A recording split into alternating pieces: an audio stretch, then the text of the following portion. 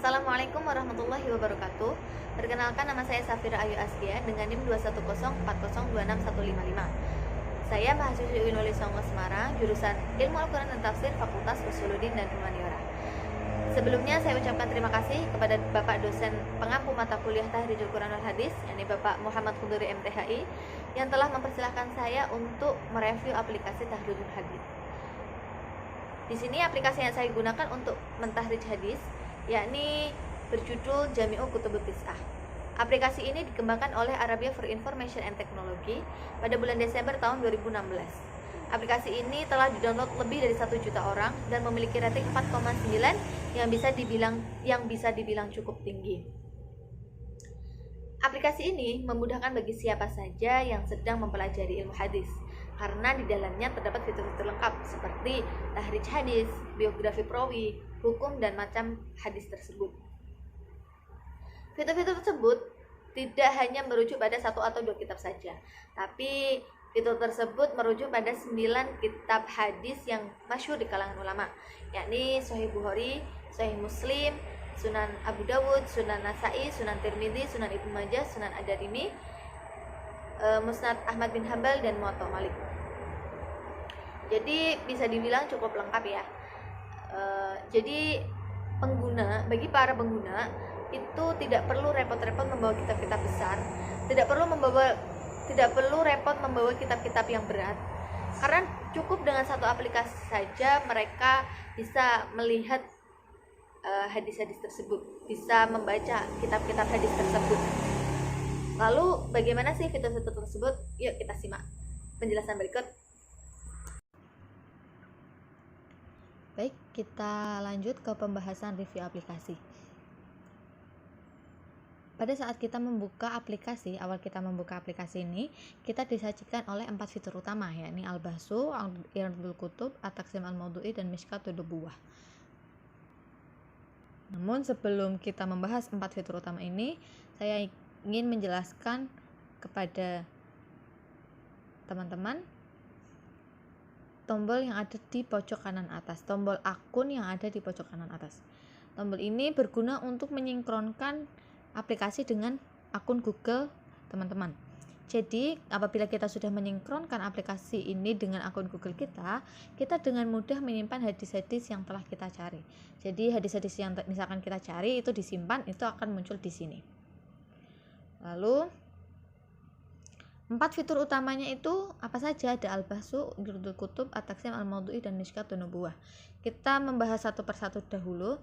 Yang pertama ada Mishkatun Nubuwah. Mishkatun Nubuwah ini fitur yang digunakan untuk mencari kata-kata mutiara. Jadi di sini akan muncul kata-kata mutiara. Kalau yang Al-Qul ini temanya semuanya, ada tema puasa, ada tema sholat, dan lain sebagainya. Namun kita bisa mencari tema-tema yang lain. Di sini ada as-sholat, as-siyam, al-hajj wal umrah, az-zawaj wal usrah, mahasinul akhlak. Misalkan kita klik as-sholat. Nah, di sini akan muncul kata-kata mutiara tentang sholat. Kita juga bisa menyimpannya, bisa men-share-nya, musyarakah ini dibagi ya. Kita bisa membagikan lewat WhatsApp, lewat Instagram, dan aplikasi sosial media yang lainnya. Lalu kita ke fitur yang kedua, yakni At-Taqsim Al-Mawdu'i. At-Taqsim Al-Mawdu'i ini merupakan fitur hadis yang digolongkan berdasarkan temanya. Ada tema Al-Quran wal Ulumihi, ada tema Akidah, ada tema ibadah. Berdasarkan judulnya, misalkan kita klik Al-Aqidah, lalu kita klik Al-Islam. Lalu di sini ada muncul Haqiqatul Islam, Maja'a fi Fadlil Islam, Arkanul Islam. Kita pilih hadis yang mau kita cari, kira-kira tentang tema apa. Misalkan kita mencari tentang Arkanul Islam. Di sini ada asyhadatan, salat min arkanil Islam, zakah min arkanil Islam, shaum min arkanil Islam. Kita tinggal pilih ya, yang kita pilih. Nah, sini ada bunyal Islam ala khamsin syahadatun. Kita klik. Nah, ini langsung muncul hadisnya. Dalam sini pun kita juga sebenarnya bisa mencari tahrijnya dengan klik tombol di sini, at-takhrij. Langsung muncul ada di Sahih Bukhari, Sahih Muslim, Sunan At-Tirmidzi, Sunan Nasai, dan Musnad Ahmad. Lalu di sini ada syarahnya. Syarahnya berada di kitab Fathul Bari bi syarhi Sahih Bukhari. Qauluhu hamdalah ila akhirih. Nah, di sini syarah hadisnya ya. Lalu di sini juga terdapat nomor hadis. Di sini ada nomor hadisnya nomor 8. Juz berada di Sahih Bukhari juz 1 halaman 11, nomor hadisnya nomor 8. Ini termasuk hadis yang marfu.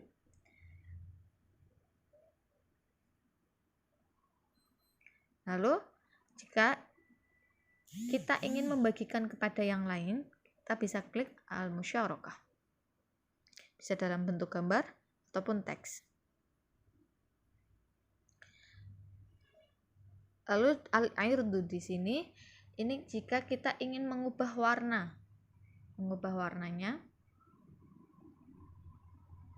ataupun membesarkan hotnya, mengecilkan hot, mengubah hotnya sendiri.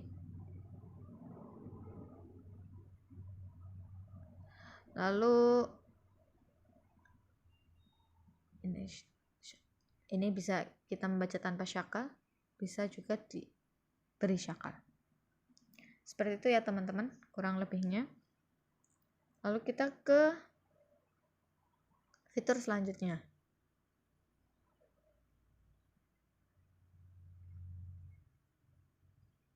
Selanjutnya ini ada Irdul Kutub. Irdul Kutub ini merupakan kumpulan kitab-kitab rujukan ilmu hadis. Ada 9 kitab rujukan ilmu hadis. Di sini ada Sahih Bukhari, Sahih Muslim, Sunan Abu Dawud, Tirmidzi, Nasai, Ibnu Majah, Muwatta Malik, Sunan Tirmidzi, dan Musnad Ahmad.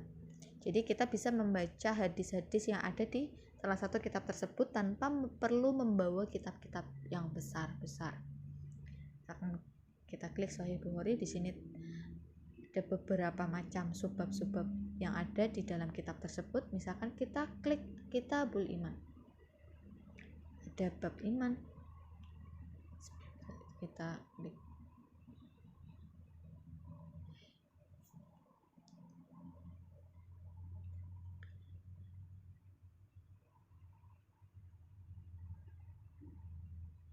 Di sini juga muncul nomor hadisnya ya, juga muncul juznya, ada juz berapa, halaman berapa, nomor hadisnya nomor berapa.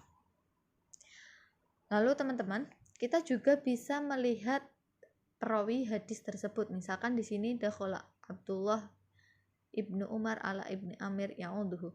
Kita bisa mengklik sahabat-sahabat yang ada di sini, nama-nama perawi hadisnya. Namanya Abdullah bin Umar bin Khattab bin Nafil bin Abdillah ila akhirih ya. Nama kunyahnya Abu Abdurrahman, nasabnya Al-Quraisy, lalu ila akhirih, tobakoh ke Rasulullahnya itu 1, ada tanggal wafatnya, tempat wafatnya di mana, lalu ada jarh dan takdilnya, aqwalul ulama tentang Abu Abdurrahman ini. Misalnya lagi, hadama hadasana Abu Hurairah. Kita lihat Abu Hurairah.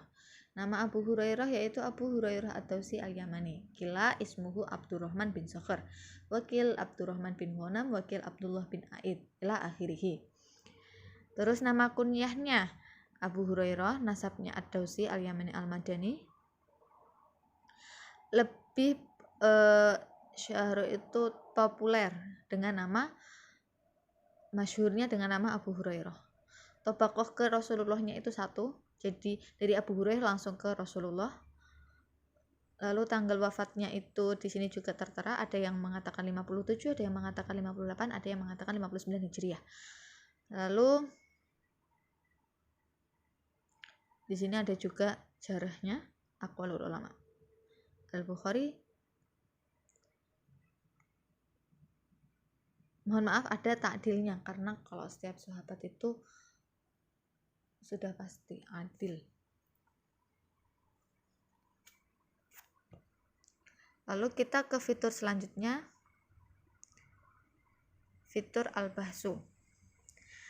Misalnya kita mencari, fitur Al-Bahsu ini kita bisa mencari berdasarkan kosakata, bisa juga mencari berdasarkan tema.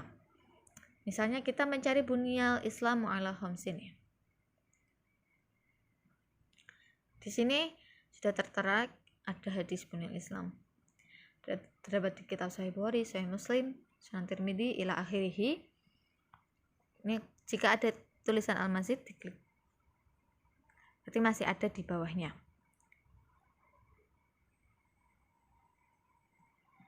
Misalnya kita klik di sini Sahih Bukhari.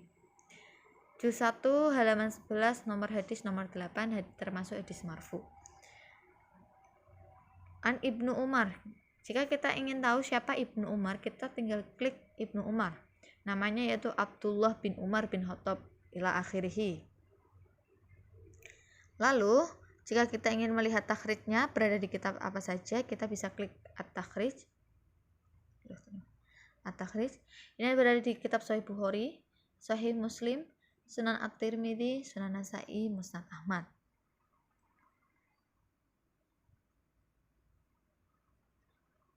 Jadi jika hadisnya ingin kita simpan, kita bisa klik Al-Mulahadhah.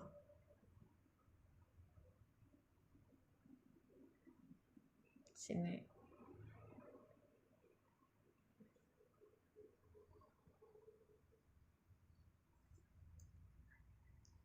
Jadi seperti itu ya teman-teman, review aplikasi tentang Jami'u Kutubut Tis'ah.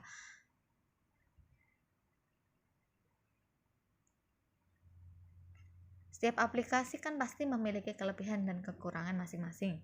Kelebihan yang ada pada aplikasi ini tuh sangat banyak. Ada Al-Bahsu, ada Irdu Kutub, Mishkatun Nubuwah, Taqsim Maudu'i. Jadi fitur ini tuh terhitung cukup lengkap bagi para pelajar ilmu hadis, baik dalam tahrij hadis, syarah hadis, hukum hadis, bab hadis, nomor hadis, dan terdapat pada kitab dan juz berapa hadis tersebut. Semua tuh lengkap ada di aplikasi ini. Bahkan aplikasi ini juga menyediakan 9 kitab induk hadis yang dapat dibaca kapan saja dan di mana saja. Jadi bagi yang sedang belajar ilmu hadis, aplikasi ini menjadi salah satu pendukung program belajar kita. Namun ada beberapa yang perlu digarisbawahi, bahwasanya aplikasi ini kan hanya aplikasi ciptaan manusia yang jauh dari kata sempurna. Di samping beberapa kelebihan yang sudah dijelaskan, ada beberapa kekurangan yang ada pada aplikasi tersebut. Di antaranya program bahasa yang hanya menyediakan bahasa Arab saja. Jadi bagi yang ingin mendownload aplikasi ini, paling setidaknya harus mengetahui bahasa Arab terlebih dahulu, atau minimal kita tahu kosakata bahasa Arab terlebih dahulu. Lalu kekurangan yang kedua, kita tidak bisa menggunakan aplikasi ini secara offline. Kita hanya bisa menggunakan secara online. Bisa secara offline, namun jika kita mendownloadnya terlebih dahulu. Mendownload data-data yang ada di aplikasi tersebut. Lalu kekurangan terakhir, aplikasi ini terakhir diupdate oleh pengembangnya itu pada bulan September 2018. Sehingga aplikasi ini tidak memiliki fitur terbaru lainnya atau sekadar memperbaiki kualitas aplikasi tersebut. Jadi kadang aplikasi ini sering ngebug sendiri, sering tiba-tiba keluar, ataupun ketika kita membuka terlalu lama tulisannya hilang sendiri, seperti itu.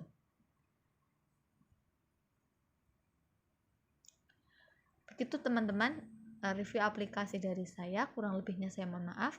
Wabillahi taufiq wal hidayah. Wassalamualaikum warahmatullahi wabarakatuh.